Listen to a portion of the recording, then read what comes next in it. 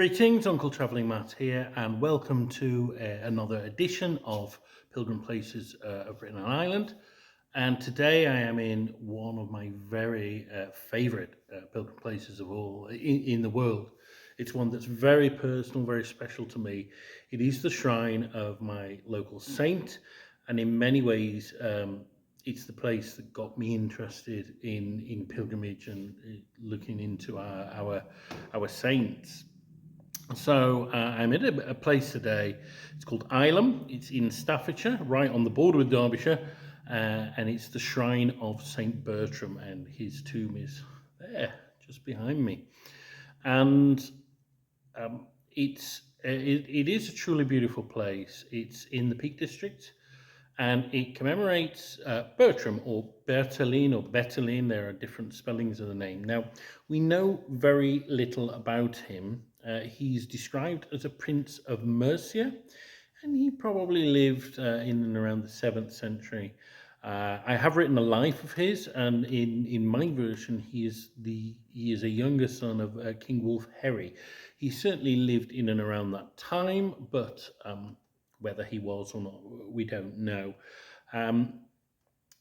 His story is that he was a prince of Mercia, and at that time, the capital of Mercia was a Saxon kingdom. It covered most of central England. It was the most powerful of the kingdoms, and its capital was at Berrybank, which is in between Stoke-on-Trent and Stafford.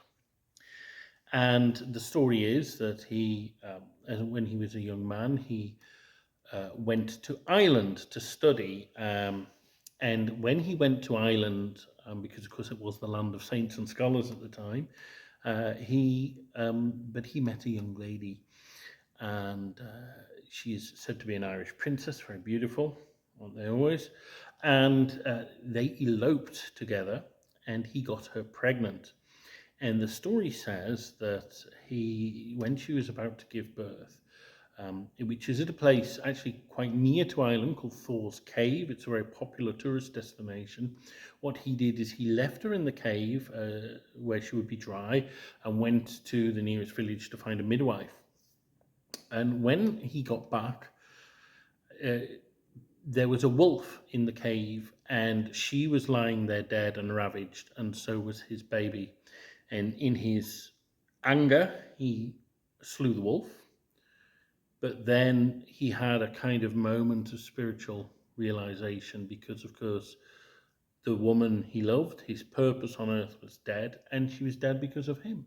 Because if he hadn't have gone against what he should have been doing, which was, of course, was going to study and learn about God, and instead he learned about other things, and if he hadn't have taken her away from her family and eloped, and if he hadn't have left her in the cave, then she would still be alive, and so would his child.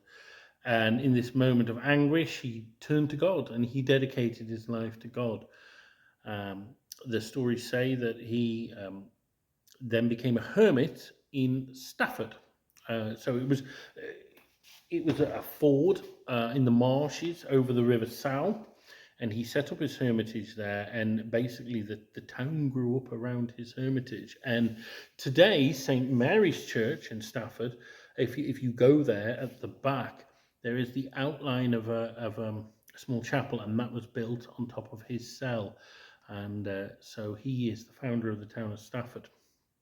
Now, there are many legends about him, one of which is that when he was, I think, quite newly converted, he was wandering through Cheshire, near to Staffordshire, and he was in a field. He was very, very hungry, and he only had 2 loaves of bread left.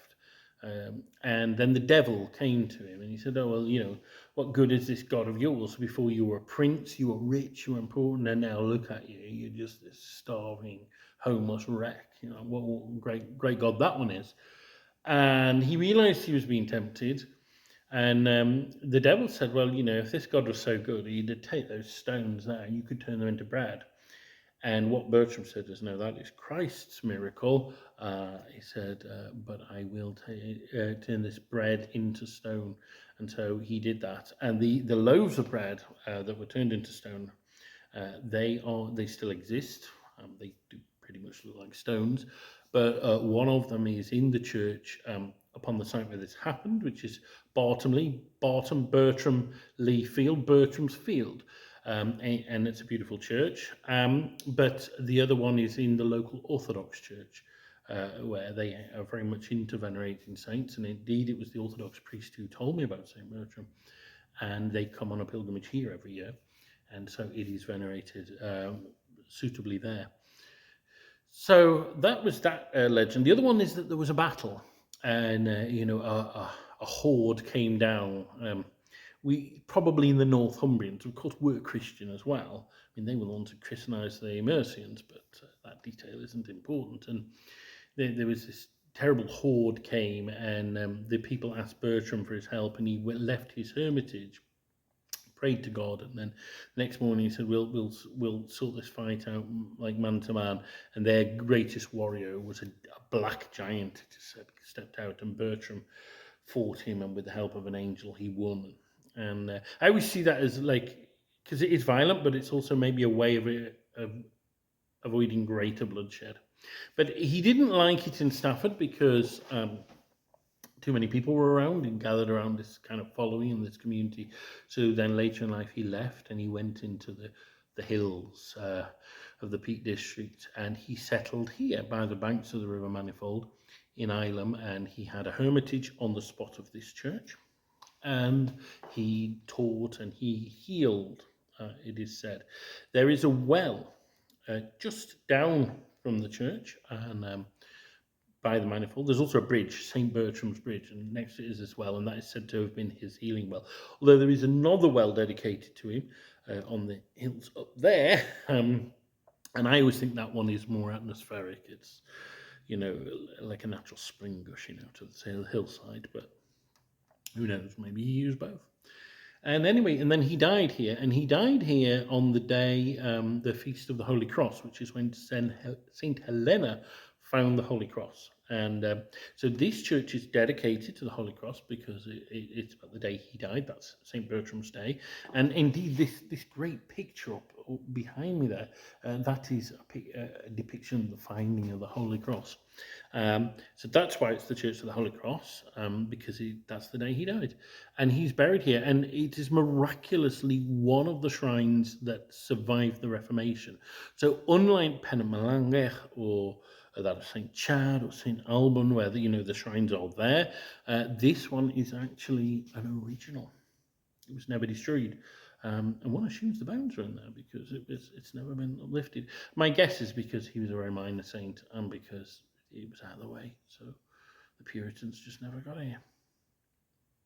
So anyway, that is that. It is a wonderful place to come. There's Ilam Hall is just over there. It's this wonderful Gothic pile, very atmospheric. They've used it in adaptations of Bronte novels and that.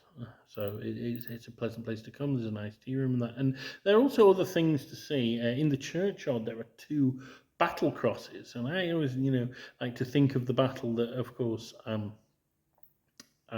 St. Bertram fought, and maybe they do commemorate that battle. They may be Saxon preaching crosses, or they may commemorate battles. And there is a third that was found somewhere else and moved and erected by the river. But when I come, I like to park a mile or two away and walk in, and it's a very beautiful walk through the moorlands. You walk along from the high ground down to the low, and then you approach the church, and you come up through the Italian gardens, and you get this gorgeous vista. And I took a couple of Iraqi friends here once, and when they saw that, they said, "Well, heaven can be a place on earth." Yes, wow. So that's that. This is the shrine of St. Bertram in Ilam. Thanks for watching. Keep traveling.